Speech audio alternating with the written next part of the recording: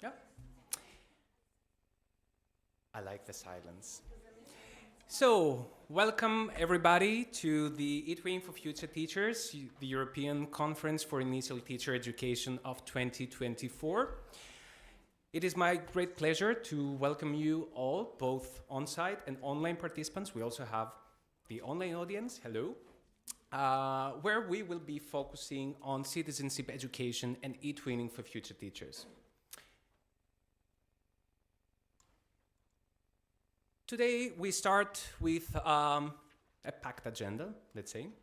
We will kick off the day with a warm welcome by the European Commission, followed by the Hungarian Public Educational Authority, and then we will proceed with a really short intervention from our side, and this will be followed by a keynote speech that will also set the pace and the theme of the conference.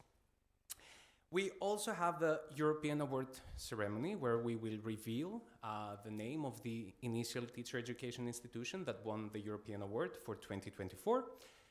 And then we have reserved also some time for a cultural activity that we will discuss further.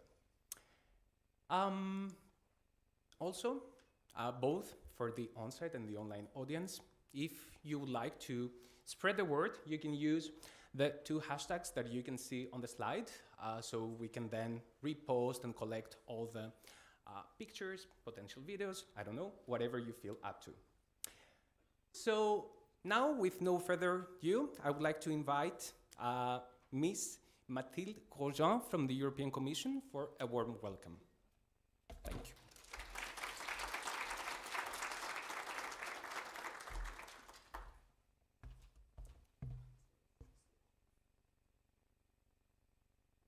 I have to put the mic a bit down because I'm first shorter than Nikos. So thank you very much for this introduction, Nikos. I am Mathilde Grosjean from the European Commission, working for the Directorate General for Education, Youth, Sport and Culture. And together with my colleagues who are watching us online, hello, we are overseeing the European School Education Platform, the home of eTwinning, and the Palais, which is a European platform for adult learning.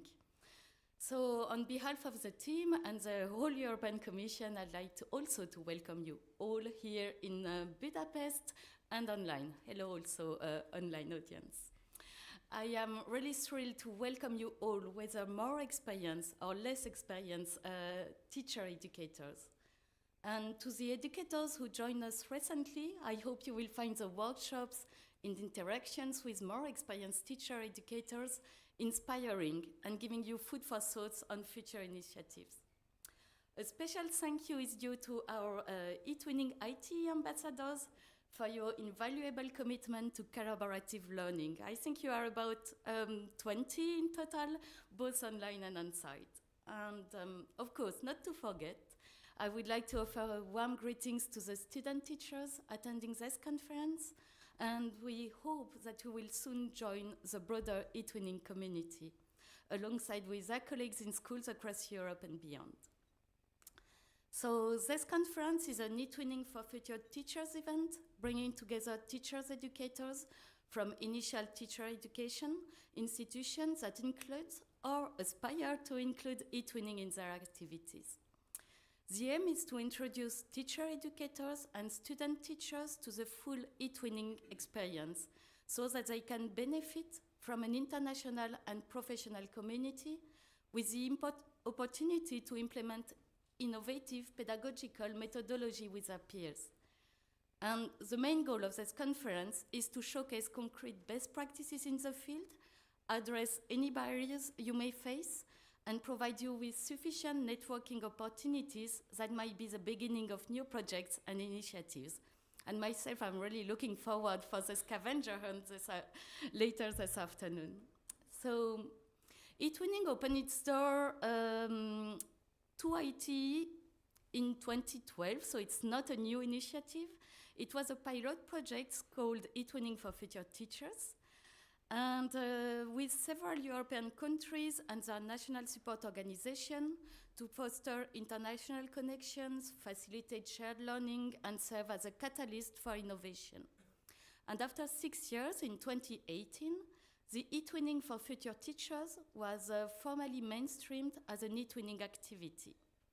So today I'm super happy that we have, that eTwinning is just not a platform, it is a vibrant network of more than 200,000 eTwinners in 46 countries. And we have approximately 1,200 teacher educators and 9,000 student teachers who are working together to shape the future of education. The title of this year's conference is Fostering Citizenship Education through eTwinning for Future Teachers. I think you know this, it's written everywhere. And it is therefore in line with our annual theme, that is Citizenship Education, celebrating what unites us. And this theme will really focus on three main aspects, which are EU values and learning about the EU, active citizenship, and critical thinking. I think you know that citizenship education is more crucial now than ever. As we navigate the complexity of our globalized world, it is essential that our future teachers are equipped with the knowledge, skills, and competencies necessary to promote active citizenship, social inclusion, and democratic values among their students. And let me tell you about the latest available research carried out in 2022 from the International Civic and Citizenship Education Study that has shown that civic knowledge has decreased since 2016.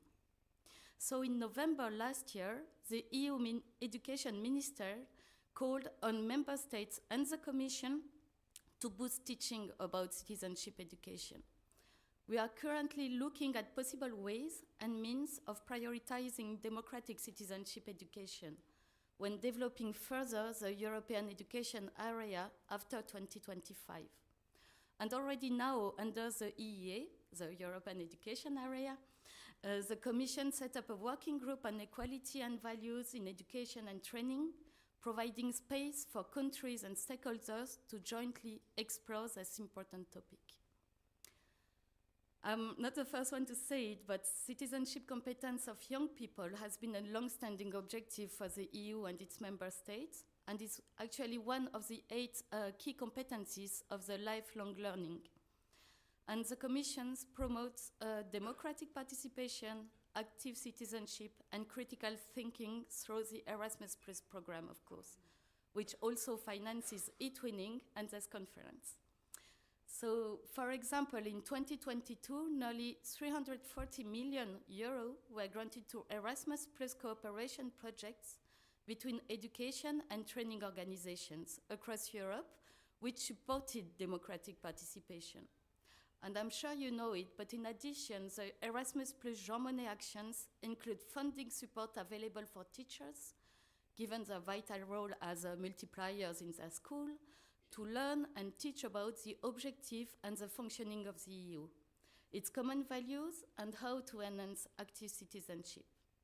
And I would like to invite you all, actually, for teachers, educators who wish to bring citizenship education into the classroom, to visit the European School Education Platform, where you can find resources and professional development opportunities. I said earlier, this platform is a home of eTwinning, so it's just a click away. And through eTwinning in particular, we have a unique opportunity to connect with colleagues from across the continent, share best practice, I said earlier, and collaborate on innovative projects.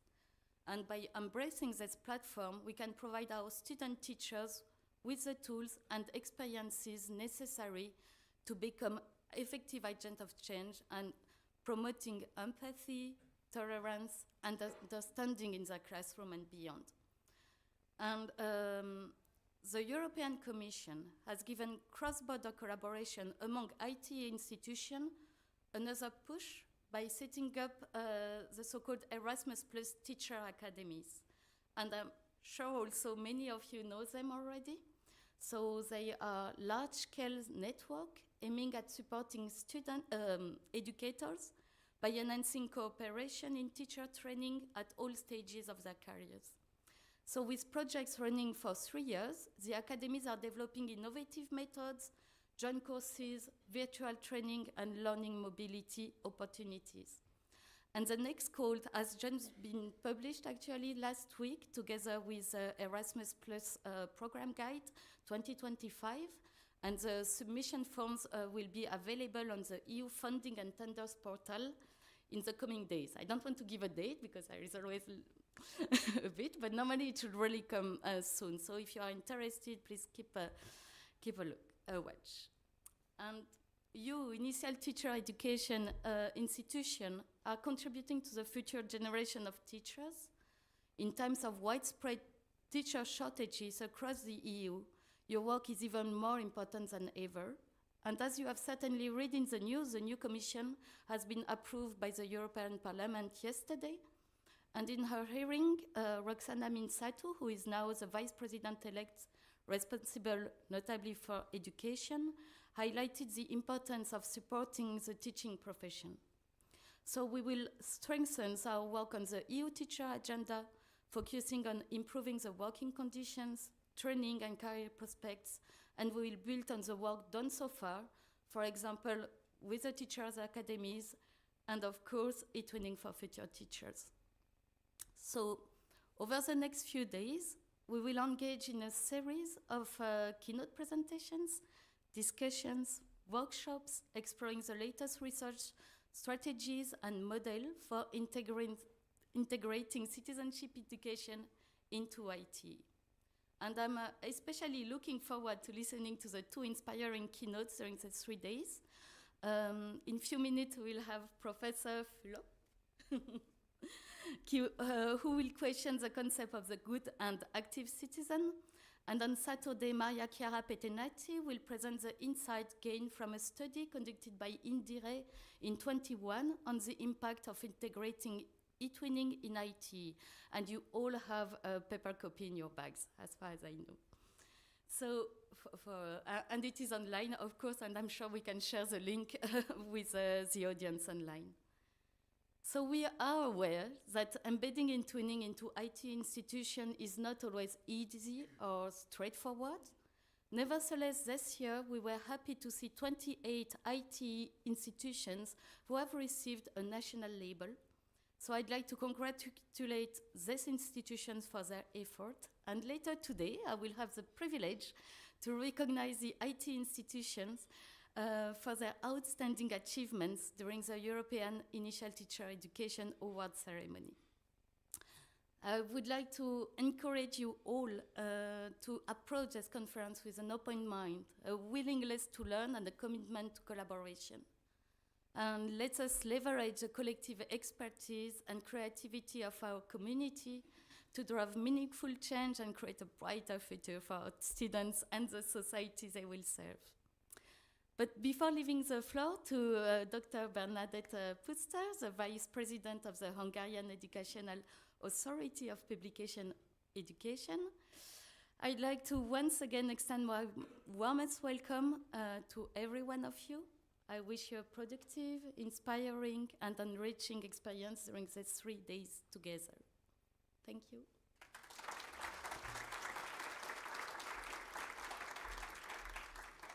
Thank you, Mathilde. And now we proceed with Dr. Bernadett Puszter, Vice President of the Hungarian Educational Authority. Yeah.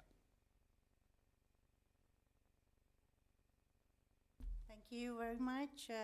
Good afternoon, ladies and gentlemen, dear distinguished guests, dear participants, dear colleagues, dear online attendants. It is a great honor for me to welcome you all on the annual European Conference for Initial Teacher Education. Thank you for coming to Budapest. I hope your journey was pleasant, your accommodation is nice and comfortable. And well, you know, Hungarian people are very famous for their hospitality, so our wonderful capital city, Budapest, welcomes visitors from all over the world with great pleasure. So I extend my respectful greetings to the representatives of the European Commission, the representatives of the Center Support, eTwinning Center Support Service, the teacher educators, all the speakers and audience members, as well as the Hungarian participants attending this professional event. It is a pleasure to connect with such a diverse range of institutions involved in initial teacher training. And this event offers an opportunity to exchange educational experiences within such a distinguished group, of course. So that means the educators and the experts from almost 40 different countries.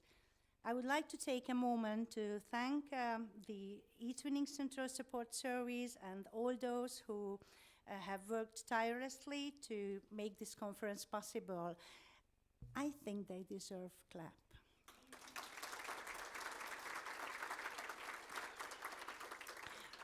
Well, colleagues, your commitment to improving education and fostering collaborations and supporting teachers across Europe is invaluable.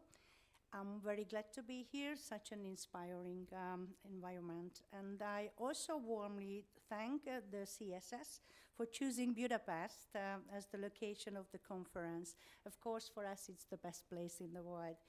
So I'm greeting you on behalf of the Educational Authority and also the eTwinning Hungarian National Support Organization. Therefore, please let me briefly introduce our institution. My president told I should do that, okay? So the Educational Authority provides professional support to public and higher education and manages information concerning these fields in a professional and legitimate manner. As its core function, it performs tasks related to the administration of public and higher educational system, contributes to the development of public curricula, develops a wide range of textbooks and smart books for different subjects of public education. It deals with national and international assessment, and through its services, it also supports students entering secondary school and higher education institution.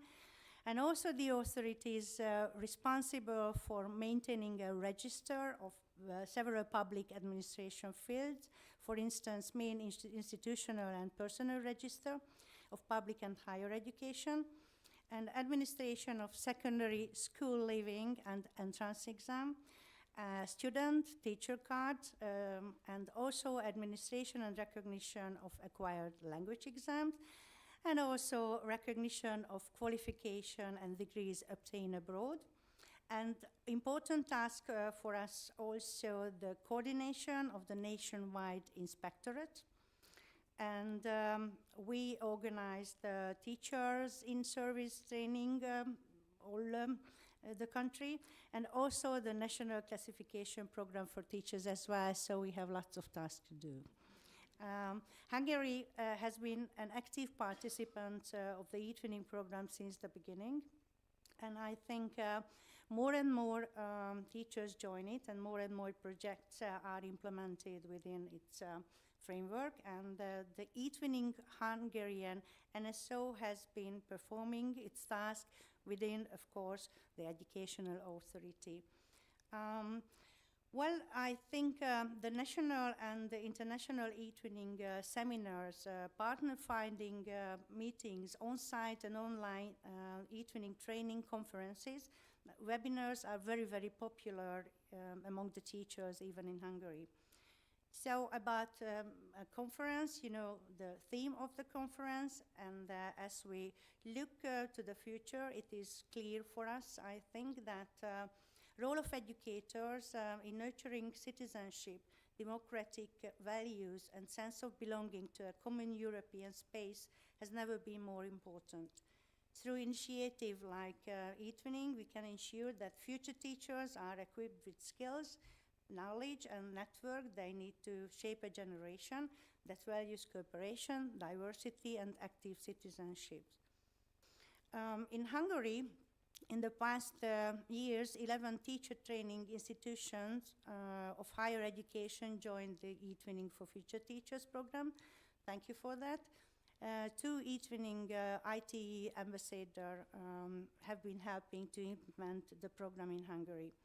I'm glad to announce that in this year, one of the Hungarian initiate teacher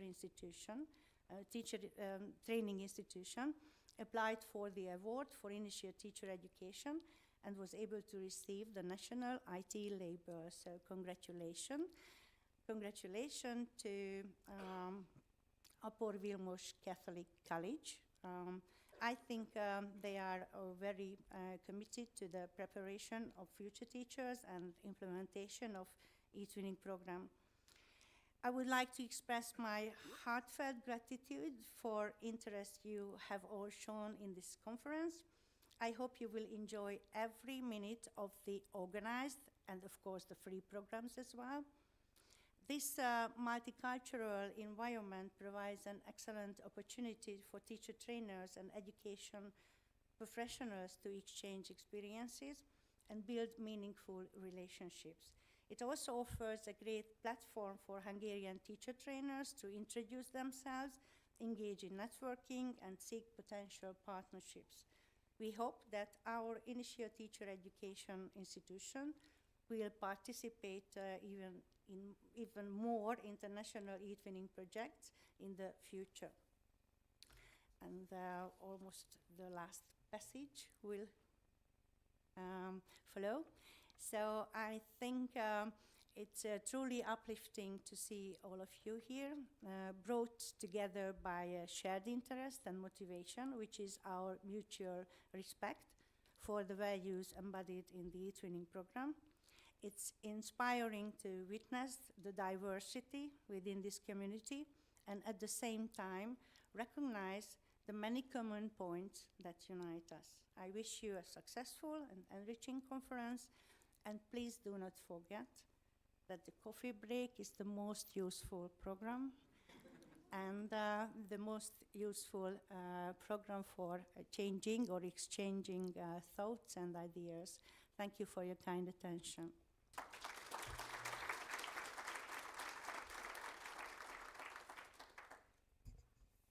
Thank you very much, Dr. Puszter.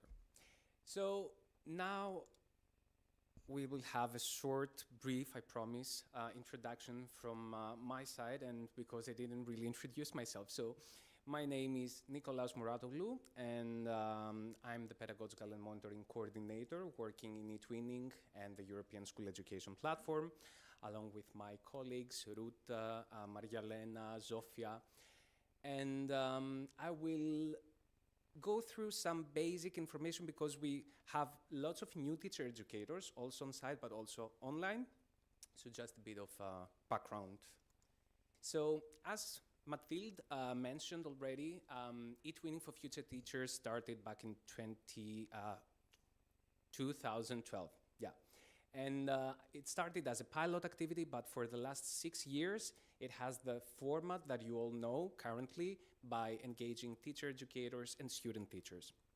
And as you can see, within 6 years, it's a growing initiative. Numbers are increasing, engaging teacher education institutions, teacher educators, and student teachers from 46 countries. But I will not focus on the numbers. What I want you to keep in mind is that seeing this growing, let's say this growth and this growing initiative, last year we conducted a monitoring report. So we designed and conducted focus groups with teacher educators and student teachers from different countries because we wanted to examine and inquire the perceived impact of eTwinning for Future Teachers on 3 levels.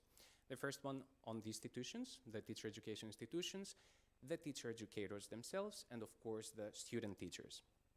And as you can see on the slide, regarding the IT institutions, a really prominent theme that came up was the internationalization. And this was manifested mainly by increased participation in Erasmus Plus applications and projects, and also in European events organized by the teacher education institutions. The second one, which is also really interesting, was that the institutions became, let's say, more open to the schools. It was eTwinning, it was kind of a bridge between the schools and the faculties, bringing teachers and teacher educators and student teachers in contact.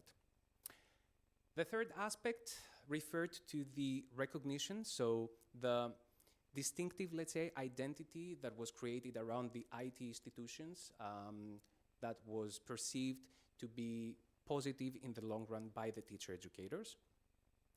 And the last aspect referred to this increased feeling of European teachers that was cultivated as a sense among the student teachers. And this referred to the IT institution at organizational level, both for the teacher educators and the student teachers. Now, focusing a bit more on the student teachers, and this is just a minor selection of some key points. The summary report is also included in the bag that you have received, so you can also find the full monitoring report in the publications office. So, focusing on the student teachers, what they reported was that they became familiar and they got engaged with an alternative learning experience, which was not the usual university teaching that they were exposed to so far before, engaging with eTwinning. The second aspect was that they were able to understand various aspects of the teaching profession in real-life settings, meaning how they can design a project, how they can develop a lesson plan, activities, and so on and so forth, translating things that they have been learning in theory into more tangible outputs.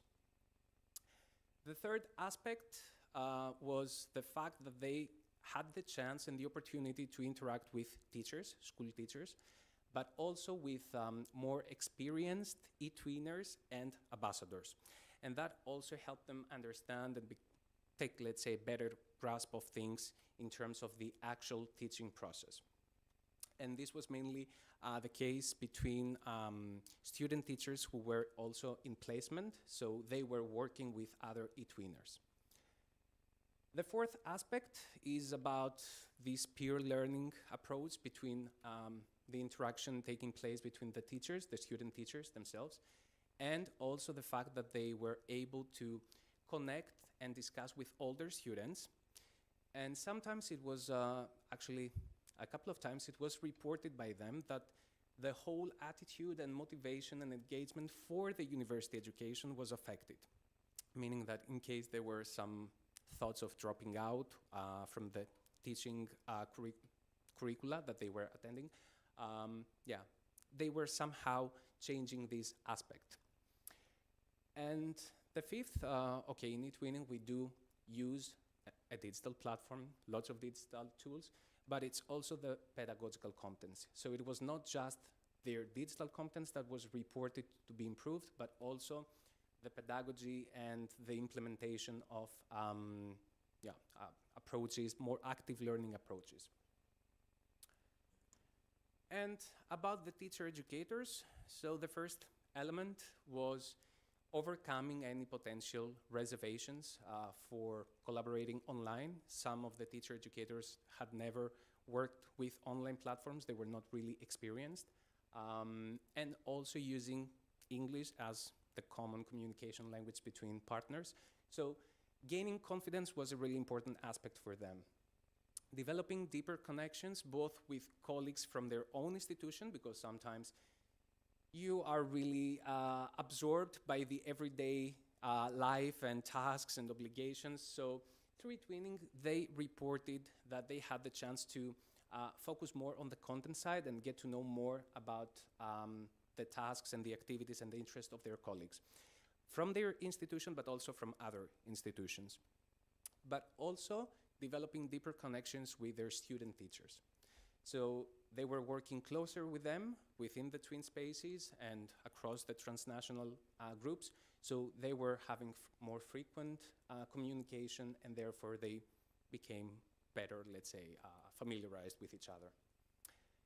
Sharing knowledge and resources was also another important element, this peer learning approach, providing support to fellow teacher educators who might be in their first steps, or they might be more experienced in certain areas.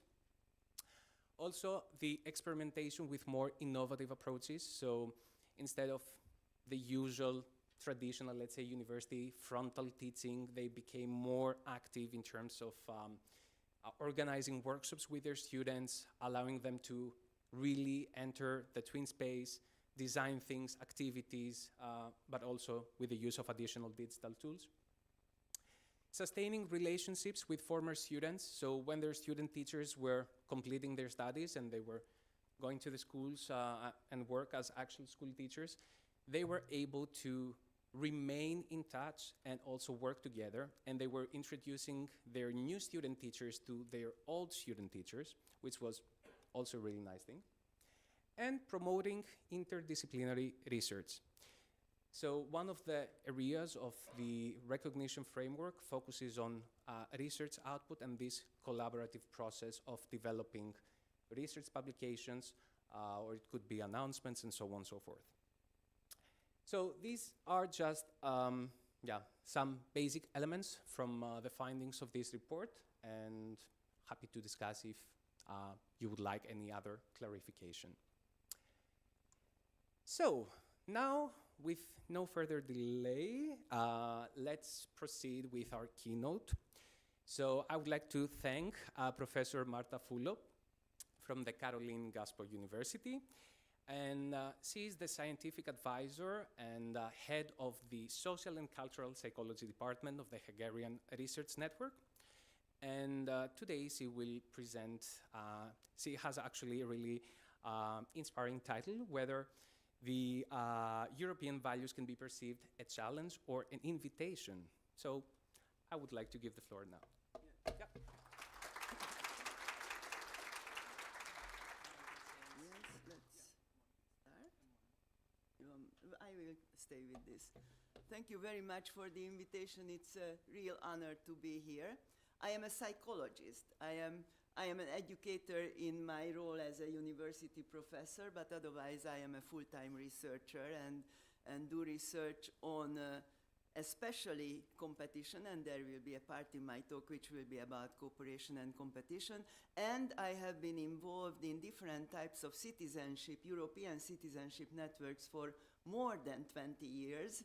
And my last role was president of the Children's Identity and Citizenship European Association. Currently, I am past president for 2 more years. So I have been involved in citizenship research as well for a very long time in my life. And now I would like to combine these 2 kinds of knowledge into this talk. And this very interesting title, Using Challenge and Invitation, in fact, was a very nice suggestion from Nikos.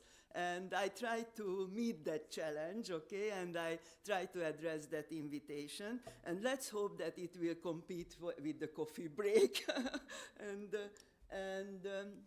To start with, the talk is about partly, or the focus of the talk is European values, but of course those values, what we name or call European values, they are not valid or they are not constructive only for Europe. They are constructive, I would say, for the whole world. So what we try to share within the European Union countries, I think it could be applied to any country in the world. And I differentiated based on partly Alistair Ross, professor of education and citizenship from the UK, who has been in fact, for a long time, president of the Children's Identity and Citizenship European Network. 3 different types of ways categorizing values. There are the structural values, and they create a kind of framework defining and delivering rights. These are democracy and the rule of law. Then there are the fundamental values, which are basic human rights, like tolerance of diversity, respect for other cultures, respect for life, the safety of other humans, inclusion in society, and rights, for instance, in Europe, the prohibited capital punishment, or slavery, or cruel punishment, or persecution. And there are the process values, they are defining specific rights and freedoms. For instance, solidarity and equalities and freedom, and within freedom, for instance, freedom of movement within the Schengen area, and currently, and fundamental freedom of speech, press, religion. So these are values, and according to these values, European societies should function. Now, what are the significance of these values? Of course, you are in this network as well, and in this initiative as well, and also you have learned a lot about European values. But they really play a key role in shaping the character of civic society across Europe, and they encompass all individuals, including citizens, temporary residents, visitors, migrants, refugees, asylum seekers. And these values are prevalent in nearly all European nations. They are harmonized to ensure consistent application and enforcement. And how young people develop the understanding of society and such kind of societal values. And of course, when you imagine children and you work with children and students and young people, so apparently they, from a certain age or under a certain age, they don't really have any kind of direct experience with social institutions. So what they learn about how society functions comes from their family, comes from their teachers, comes from their peers, comes from the media, comes from social media for those who already use that, and also comes from the school curriculum. And their understanding of these societal processes can vary very much according to where they are in the society, in what kind of family they are growing up, what kind of access they have to schooling, and also to the socio-cultural context they are in. And their cognition concerning social institutions, also not only cognition, like we call psychologists cold cognition and hot cognition. So cold cognition means when you are really rationally think about something and you get from A to C based on logical reasoning, but about values and how society functions and how society should function, we also have a lot of emotions. So it is also a hot cognition. And in this respect, everybody who deals with value education or trying to implement any kind of value and understand how they function within us have to take into consideration this highly emotional nature in many cases. And in fact, emotions can be present prior to the factual knowledge or understanding of a social issue. And is there any cognitive limit to understand social issues? Of course, you have to take into consideration the age of the child and also some kind of cognitive processes. And this is a picture, maybe you look at it, why it is there, because there is a Japanese physician, and he put down this kind of interesting example. It's a physical example about gravitation. So if you are flying on an airplane and you do what you shouldn't do, you open the window and throw out an apple, then when you look down, you see that the apple is falling down right straight. But if somebody looks at this airplane from the ground, then the apple is falling down in a kind of curve. This is a kind of physical rule. Now, imagine you put together the man or woman who threw the apple from the airplane and saw with his or her eyes that the apple falls down straight, and those who were sitting down on the ground and clearly saw with their own eyes that it is falling in a curve. And put them together and ask, so how does the apple fall down? Okay? So they both can argue very validly for their own perception.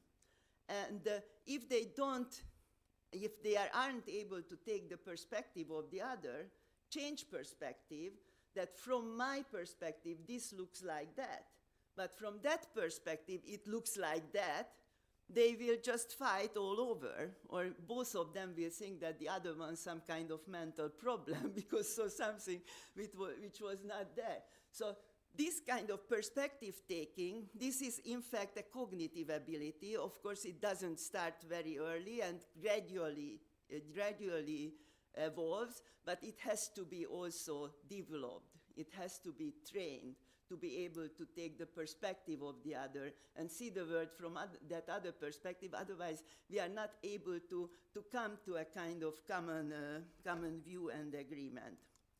Okay, another example.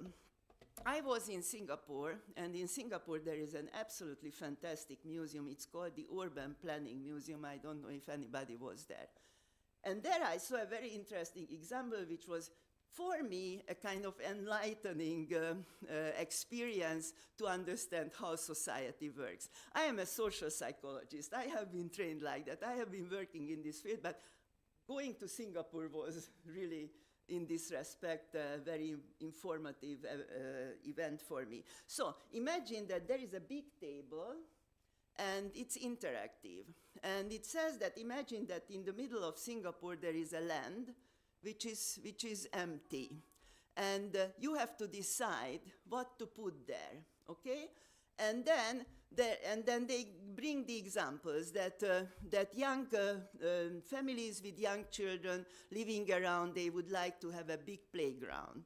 Old people, they would like to have park where they can sit and no children are loudly playing around. The business people would like to build a plaza. Other citizens from Singapore, they say there is a shortage of apartments, so we should build an apartment house there. The climate people, they say we should have only trees there because Singapore is anyway full of houses. Now, what is interesting, that you decide, okay, I decide having the plaza, and you start to move towards the middle of the table, and then it starts to show that if you choose this solution, how does it affect the families with young children, the old people around, the climate? You see, so what you learn, that whatever you choose in such kind of dilemmas has an effect to all the players around, okay? So one choice which may seem to be the best choice among the several ones can have positive and negative and very mixed effects on the other groups in the society. And in a society, there are many groups with many different wishes, many different interests, many different values. And if you do something, all are affected. So we are interdependent. And we live together in this city, and we have to decide that and see if I do this, it has an effect for all the others, so how to handle that. So this was very enlightening to me. So each choice have different consequences, and it affects different groups differently. For some it is perfect, for others it is okay, for others it is totally unacceptable. But they share the city, we share our societies and our regions, so we have to live together. Now, I would like to highlight two things. One is procedural, and the other one is the content. The procedural will be cooperative competition, which is a notion I have been working on basically all in my life, professional life, I mean, and the other one is the content, the values. And the notion of cooperative competitive citizen, in fact, democracy is based on competition. Playing competition by the rules, however, requires cooperation. And there is a quotation here, what I would like to read aloud for you.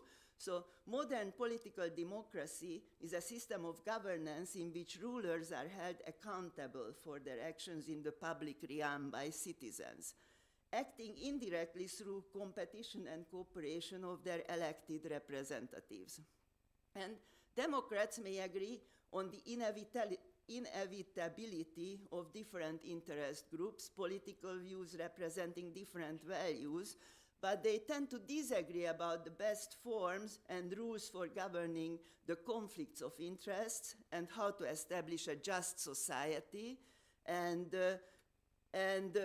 For instance, what is just can be conceived in very different ways. One says meritocracy is just, the other says equality or egalitarianism is just. So what is justice is also can be contested in this sense. So to coexist, this requires us to be able to cooperate in spite of our competing interests many times, okay? So let's see cooperation and competition. So each human group and each society is a complex system of cooperative and competitive relationships, and they are significant aspects of our social life, and in our social life they are absolutely intertwined, and they are present at the individual level, interpersonal level, they are present at the intergroup level, so groups have to cooperate and they are competing as well. Different groups, gender, age, ethnic groups, professional groups, educational level, according to educational level, societies are stratified. So in that sense, all these groups may have different interests, and regions and of course nations also cooperate and compete. So each society needs both cooperative and competitive initiatives and efforts, or competitive efforts are there, even if they don't need it. So it is very important to foster citizens to be able to competently manage to keep these together in a constructive way. So that was the procedure: cooperating and competing and being cooperatively competitive. But the content can be, for instance, young people's understanding of values, because as we saw, values can, quote, compete with each other. So it is particularly important for young people not simply to know, but understand the values, understand their complexity, understand their contested nature, and understand their significance in the European safety and development. And again, I will refer to Alistair Ross, who is now part-time professor of politics and education in London Metropolitan University. And as I said, he established in 1998, the European Children's Identity and Citizenship European Network, and he is a Jean Monnet chair. And he wrote a very interesting book. The title is Finding Political Identities, Young People in a Changing Europe. It was published in 2019. And this is a fantastic book I can recommend to everybody, because what he did, he went from country to country, collaborated with colleagues from the network. He was in Hungary, I was collaborating with him as well. So he carried out 324 small group discussions with almost 2,000 young people aged between 10 and 20 across 29 European states and in 104 different locations. So this is something I don't know who can let's say repeat. And what he was doing these small group discussions, and he was paying attention what kind of values are appearing in the discussion. He didn't ask directly about values, but later analyzed the texts of the group discussions. So 81% of the participants mentioned at least one of the values. You remember I listed them at the very beginning, one of those values. And the solidarity was mentioned the most frequently. 79% of the participants mentioned solidarity. Democracy was mentioned by 44%. Spontaneously, I have to emphasize again. Freedom of movement, 25%, equalities, 20%, but they also looked at all the other values what I listed for you previously.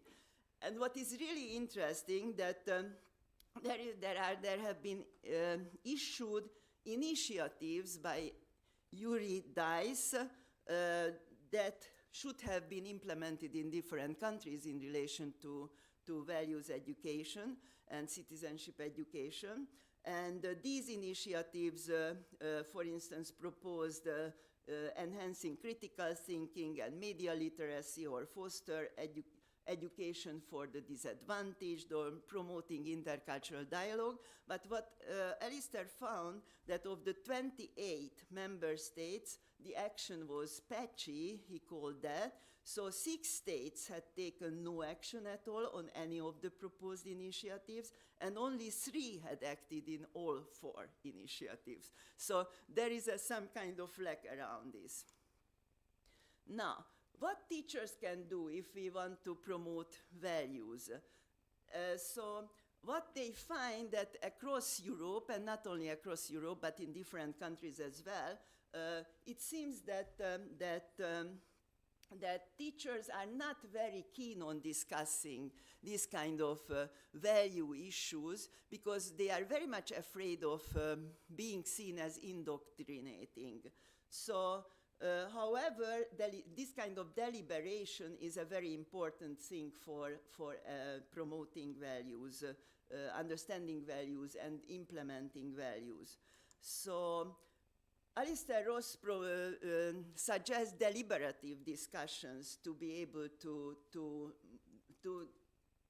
be the most useful or most, let's say, effective method to do this. And he says that from a very early young age, you can initiate open-ended questions and open-ended discussions, and establishing an atmosphere in which participants can express their views, and educators have both the responsibility and the privilege to guide this process. And this can be at the class level, and this can be at the group level, and teachers have to have this kind of expertise. Now, this kind of deliberative discussions, they may be inherently controversial, so educators must be equipped with or empowered with handling sensitive issues, and still not seeing as indoctrinating. This calls for careful planning and thoughtful preparation, and of course, exactly because values cannot be just taught. They have to be developed and acquired over time.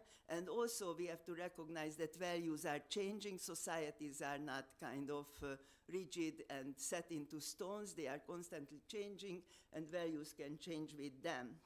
So deliberative discussions in deliberative discussions, educators are facilitators.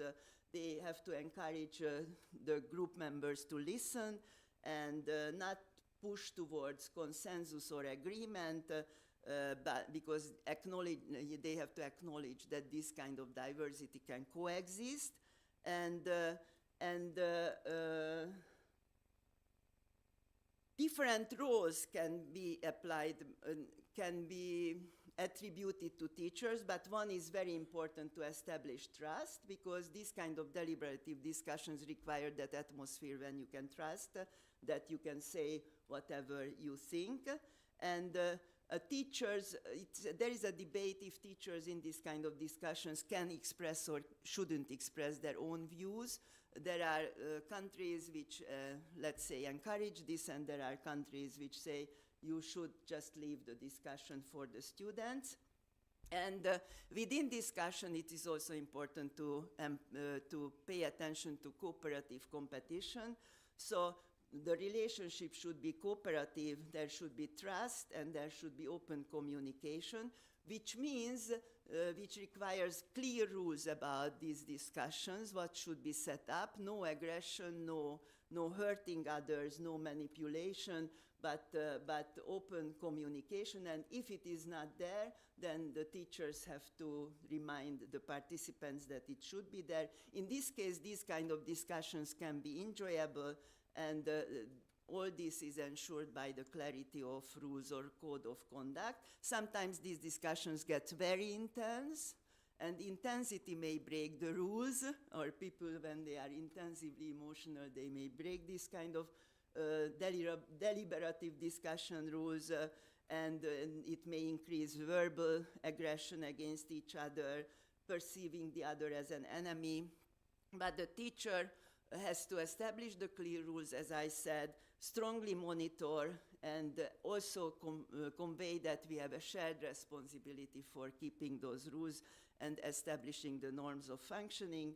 Norms are never according to the written rules, but norms are the lived behavior. So if a group can establish a kind of lived norm that we respect each other's views and listen to each other, then that norm will survive more than the written rule. And teacher education has to prepare teachers for this kind of handling this kind of controversial, sometimes controversial discussions. This requires a kind of level of maturity, and the teacher education should prepare teachers for handling this kind of tense situations. For instance, imagine Russian and Ukrainian students in the same classroom, or Palestinian and Israeli students in the same classroom. Very painful can be, and teachers have to be on the top of it and have to be able to humanly handle these kind of situations. And school policy is very important, so there has to be a support from the school principal to be able to discuss sensitive issues, sensitive societal issues as well, and there has to be support from the parents.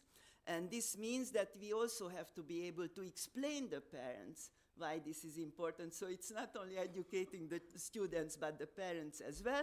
And this is my last slide. So what all this implies that what we have to understand, that we live in an interdependent world. I refer back to the Singaporean urban planning example. So each movement has its consequences on the others, and to make future citizens understand this highly complex fact is a precious ask for educators, for you. So thank you very much.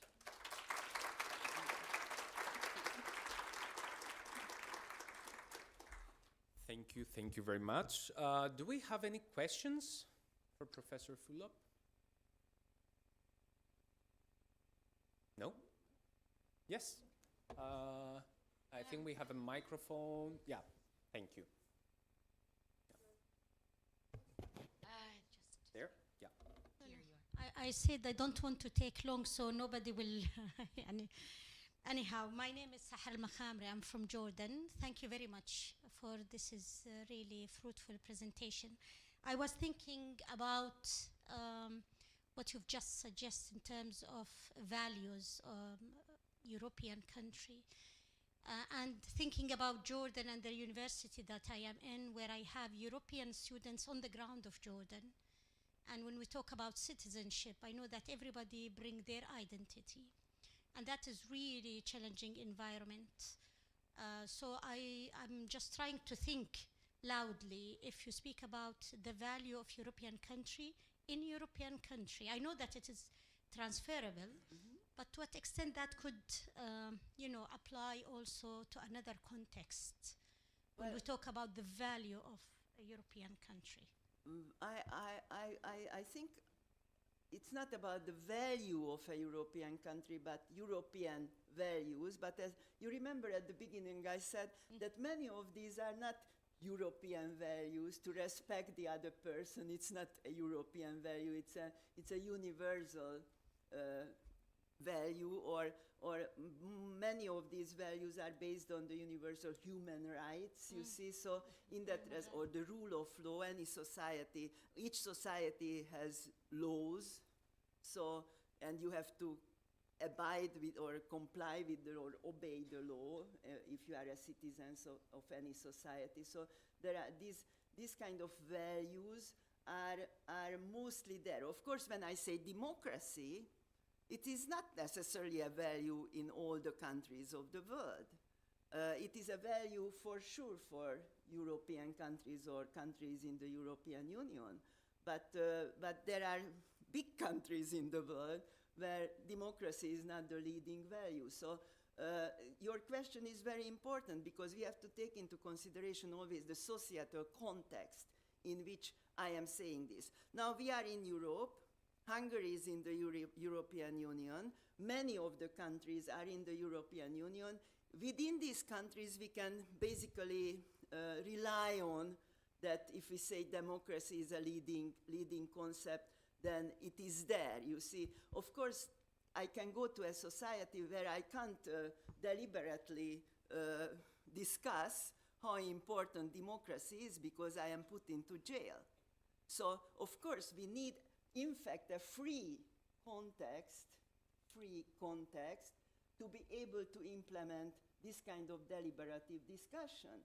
And in fact, in many societies, even within Europe, teachers are not necessarily willing, as I said, to go into discuss such issues because they are afraid that maybe one parent will be unsatisfied, or some politicians will think that they are doing some kind of political activism which shouldn't be there. So, of course, European values can be the most freely implied in a free democratic context. That's what I have to say. So these are limitations to the concept. So, yeah.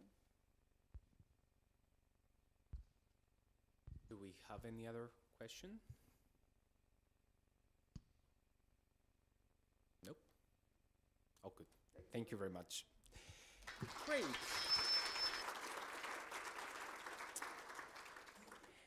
And now we are proceeding with the European Award ceremony. And here, just to quickly mention, for those that might not know what this is about. So as of 2020, we started discussing at the Central Support Service, along with the national support organizations, about the main way to recognize the work that is being carried out by teacher educators, student teachers, and the teacher education institutions. So we developed a framework that has 3 different areas. The first one is curriculum integration, so the way that eTwinning is being integrated, embedded within the curriculum. The second aspect was project implementation, So carrying out eTwinning projects either between teacher educators and their student teachers, or student teachers themselves, especially when they go on placement, on school placement. And the third area was about research. So the research outputs, the publications, could be oral announcements in conferences that teacher educators, along with other teacher educators or their student teachers, had completed. And a really important aspect in that area, again, was the collaborative process of producing these research outputs. So based on this framework, and of course with the support of the national support organizations, the applications are being evaluated every year. This year we received 40 applications for the IT, and based on the evaluation process, 28 institutions received the national label. And out of those 28 institutions, 1 has been selected for the European award. But I'm not gonna say more about that. Now, I would like to invite actually Mathilde from the European Commission that will reveal the initial teacher education institution and the teacher educator.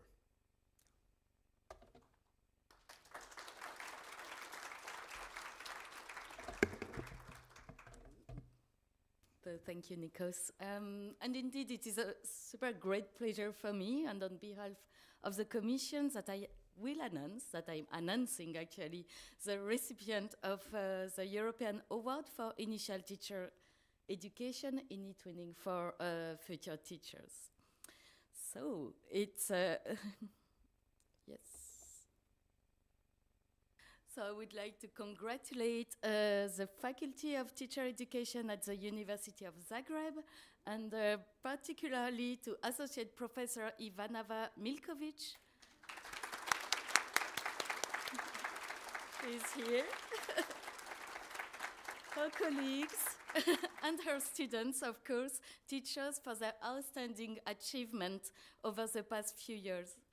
The Faculty of Teacher Education at the University of Zagreb has been a leader in integrating eTwinning in IT, steadily increasing their engagement with the initiative, and Professor Milkovic's dedication and perseverance have been pivotal in embedding eTwinning within the curriculum, inspiring also other colleagues from other departments to incorporate eTwinning into their own courses, and where possible to initiate projects that connect student teachers with school pupils and teachers, thereby adding real value to their learning. And furthermore, Professor Milkovic has raised awareness of eTwinning beyond the classroom, sharing her work through seminars, online events, international conference, and eTwinning conferences.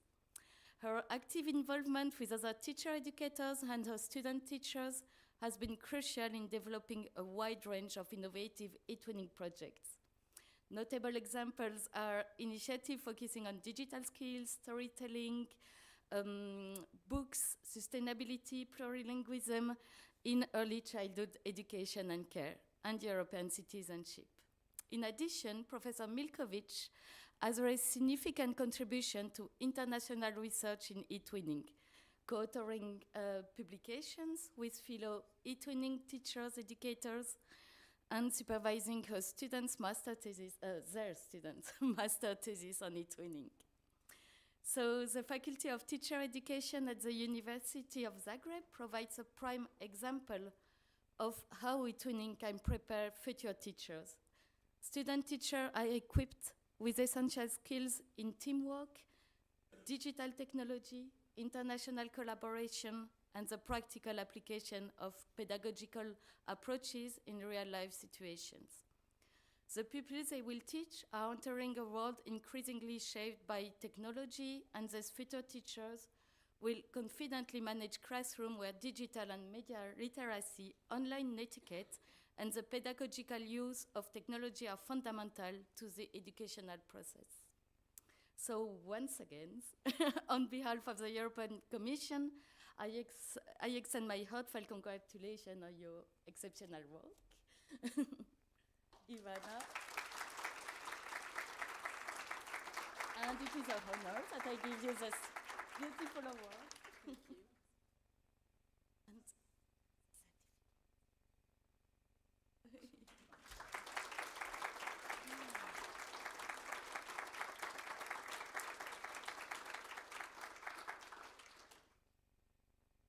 I leave you the floor. Afterwards. Sorry. Thank you, and congratulations once again. And now a short video that we have prepared and illustrates the main key milestones of the university.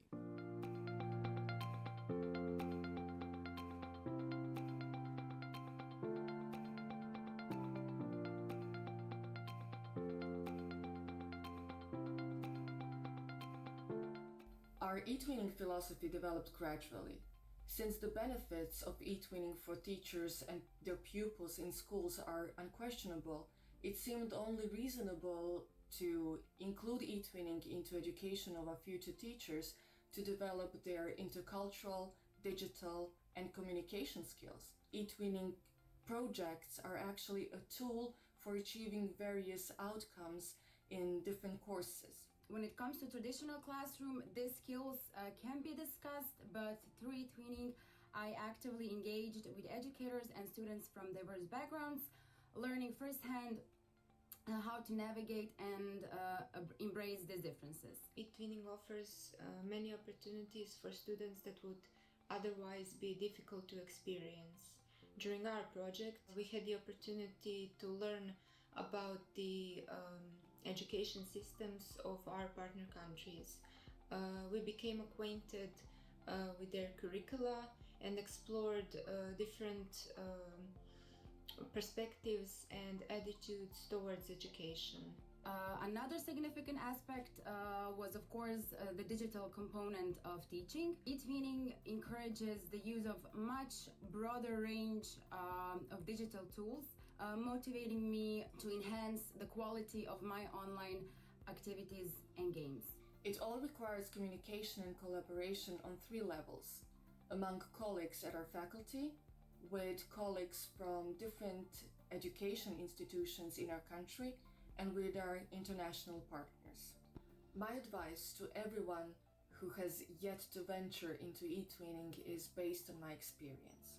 I know that the unknown can be intimidating, or at best it is a challenge and we might feel pressured to succeed. However, eTwinning is never a solo effort. Everything I know, everything that I've accomplished in eTwinning, I owe it to my friends and colleagues, eTwinners. They are such a supportive community. I've discovered a platform that offers valuable opportunities for professional development and networking, allowing me to bring a fresh and innovative dimension to my teaching. The self-confidence, resourcefulness, and adaptability that the eTwinning fosters in students, those are things that are irreplaceable to me.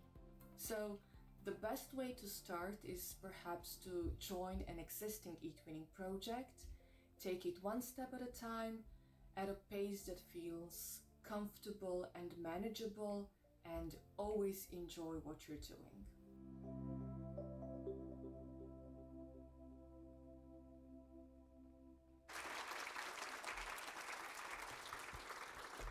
So, congratulate once more, and now I would like to give the floor to Associate Professor Ivana Milkovic for presenting us more details about her work. Yeah. Of course. So you just click here and perfect. Thank you. It is truly a great honor to receive this award, and thank you for recognizing our hard work and persistence. And so first I win the award, and then I get to tell you why I won the award, so this must be pleasant for everyone, right? So after a short introduction, I will present our work in the 3 award areas. I will add then my personal experience, and we will arrive to a conclusion in no time. So this is my institution, the Faculty of Teacher Education, University of Zagreb in Croatia, and it offers a number of undergraduate, graduate, and postgraduate programs, and we work in 3 locations in Zagreb, Čakovec, and Petrinja. We've been eTwinning members since 2019. I'm a coordinator of eTwinning activities at the faculty and newly appointed eTwinning ITE ambassador. I teach courses in children's literature and culture, and this is where my research interests also lie. However, I've added interest in eTwinning also in these later years. So in 2022 and 2023, we were distinguished at national level for our work in eTwinning, and surprise, we are the winners. Thank God the secret is out. So I will present our work in areas of curriculum integration, project implementation, and research outputs in this time period from September 2022 till May 2024. So the first area was curriculum integration, and our commitment to eTwinning was shown by attending a number of online events and trainings, such as eTwinning conferences, best practice sessions, partner finding fairs, and events for student teachers.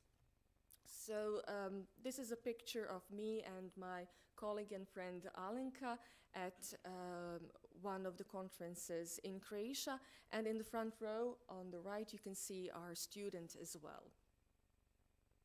So in relation to integration in the students' curriculum, we have non-formal training related to eTwinning in seminar sessions. This is an example, a seminar session in the course Literature in Teaching English. So eTwinning is also included as an introductory module of the course research in teaching a foreign language.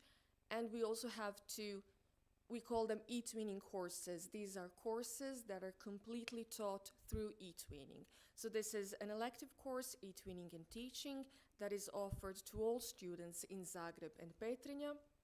And we also have an obligatory course, Teaching Practice 5, which is offered to students of English language teacher education. We participate in professional development activities, which are conferences, workshops, again, best practice sessions, and partner finding fairs. The next area is project implementation, and under the criterion 1, planning of eTwinning projects, we had training sessions on topics such as eTwinning project planning, partner finding, project implementation, and I often rely on eTwinning ambassadors from Croatia and from abroad. So from Croatia, Alenka, Natasha, and Andrea, and from Italy, Marzia Lucini. We also have eTwinning projects with our students. So this is an example of a project that was started for training purposes. The project was Legends and Cultures, and it led to the student actually wrote a diploma thesis later on this topic. In this course, from September to May 2024, we've worked with a number of institutions. I hope that I haven't forgot anyone. And the third area is research outputs. First, master's thesis, and this is, the first one is by Elena Babic, who, well, she had this Legends and Cultures project, and she wrote Developing Intercultural Competence through an eTwinning project about legends. And the project was done in collaboration with Nona Ambokađe from a public school in Georgia. Next was Eva Benčina, and she wrote about eTwinning projects with preschool children. Leading a workshop or delivering a lecture in a seminar, this is an example from a seminar session in Italy, and we also have this in Croatia also. So here was I was a guest speaker, and again, Marzia, thank you so much for inviting me. Our students are also active in this area of research outputs. So 2 of our students were part of panel discussions at eTwinning conferences, and 2 other students presented their work in an international academic conference. Our professors and teacher educators also participate in panel discussions at conferences, and we try our best to be involved in everything possible, obviously. So we also present our work in international academic conferences. This was an announcement in a national online journal. I published a piece on national recognition for eTwinning award. The title was Teachers Hold in Their Hands Other People's Destinies and Futures. And I think this is the last one. So I was lucky to have wonderful partners with whom I collaborated and published papers on eTwinning after attending conferences. So I published papers together with Marzia, Luciana, and Esther. Thank you so much for doing the work with me. So this is just a list of things that we managed to do, and we actually responded to invitations from national and international organizations. But this is not what eTwinning truly is. This is just a list of things. So let me share my personal experience on eTwinning. And it all started when my friend and colleague, then Vice Dean, Kristina Cergol, asked me to be a coordinator of eTwinning activities at the faculty. And I immediately said, yes, of course. And I thought I was being smart when I immediately offered this elective course in eTwinning. I thought I was starting small, baby steps. So I had no experience in eTwinning. The communication with project partners was inconsistent. There was a huge lack of project guidelines, and I have provided no instructions for students. I thought it was a complete disaster. If not for my dear friend and colleague Silvia Hanžić-Deda, who is an expert in digital tools, this would have been a complete mistake. However, for some reason, my students started collaborating with students from the Netherlands, and they initiated their own projects. And one of those projects was initiated by Lucia. She completely organized the project by herself. So it was a teddy bear, it was called the Teddy Bear Project, about two brothers, teddy bears, Bob and Ben, who visited two different European countries. So I think Bob visited the Netherlands and Ben visited Croatia. And they actually, so Lucia went to a primary school and got students to show teddy bears around, to do sightseeing with them. And it was amazing. The project was amazing. So she later wrote in her diploma thesis, I believe that the use of the eTwinning platform offers plenty of benefits for both the students who appreciate the diversity when learning and the teachers who want to innovate the outdated ways of teaching. And I was inspired by this. I thought, well, this is something worth doing. I have to be better at this. This is something good. So I was committed to try again, and I attended every eTwinning course, meeting, partner finding fair that I could find. And at one of these partner finding fairs, I met Márta. She was so put together, organized. She led the meeting. I will never forget it. It was beautiful.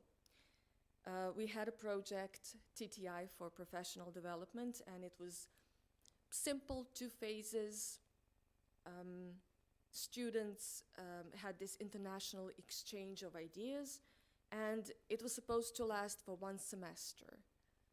But in the next semester, students continued to try out these eTwinning ideas in their classrooms. So suddenly everything made sense to me.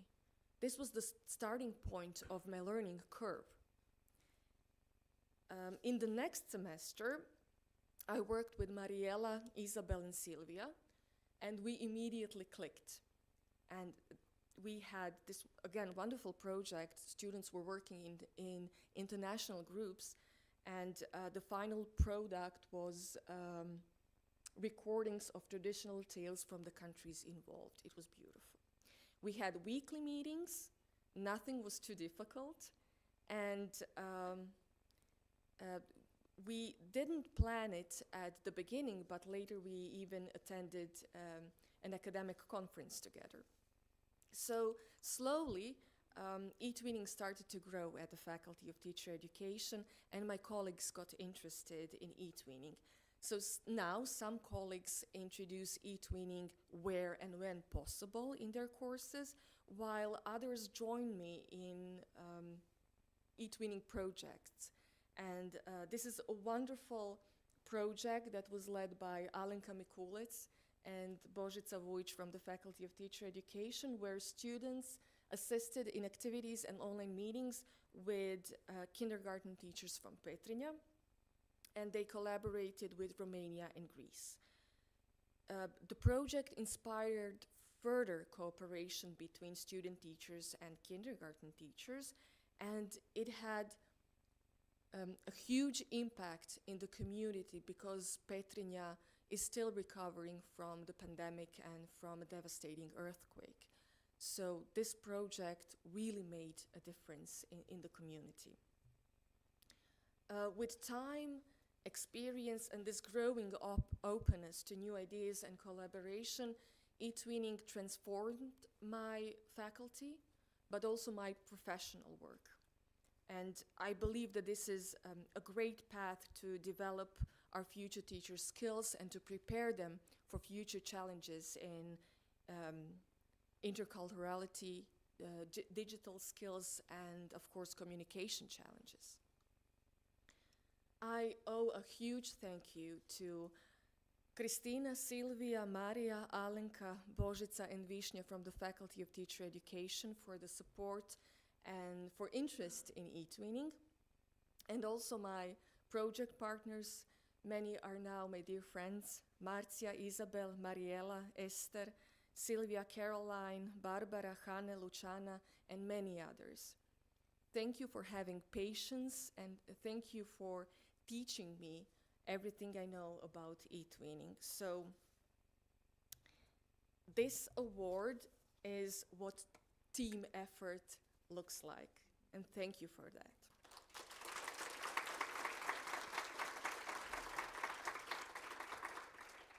I can't wait to see what's next, where eTwinning will take me next, and I'm excited to see how our future projects will shape our student teachers, foster intercultural understanding, and equip them to thrive in a world that truly values unity in diversity. Thank you.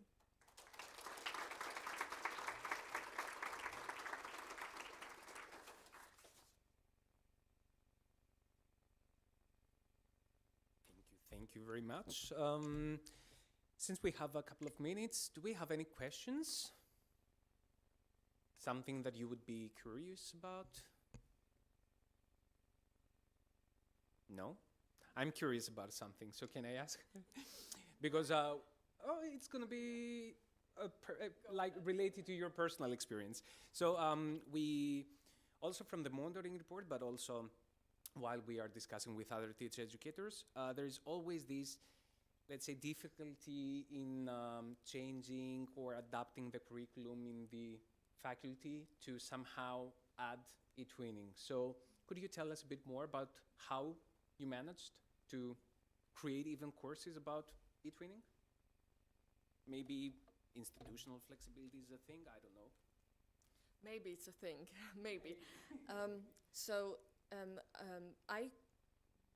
was able to offer an elective course, but there is no need to change the curriculum that already exists. That's impossible. Once the curriculum is approved, that's it, right?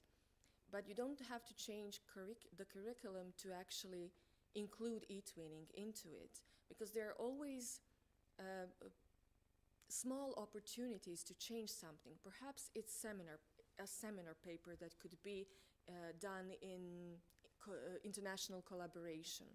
Perhaps it's just a research task that students have to do in order to find out something about another country.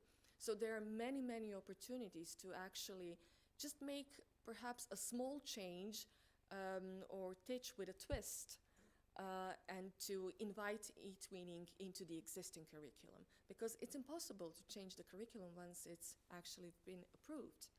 I haven't managed to do that, but again, if you are not able to do an elective course, then try to find a place for it. So I'm in children's literature. If you ask me, there is no place for eTwinning in children's literature in English, because I'm supposed to teach English children's literature.